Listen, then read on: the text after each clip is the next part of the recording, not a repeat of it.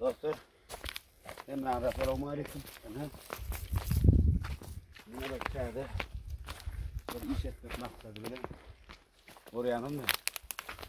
Ahal vilayetinin Seherden İkram'ın şehrine yerleşse. Ne çoğaltarak görmez dostlar?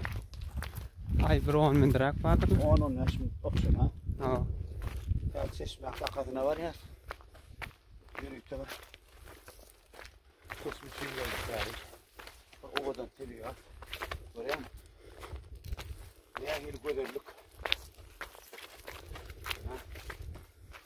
Ne diyor benden?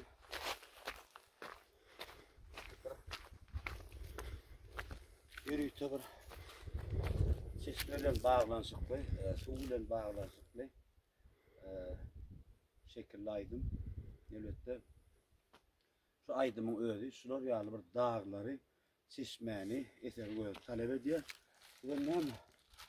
Taşsına karama, erkeklik, yolumda devam ediyor. Yüreğim dostum.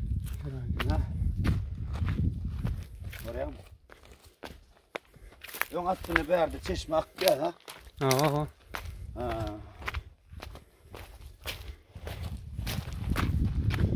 Ne mi? Ne çoğalttı meraklı nokta?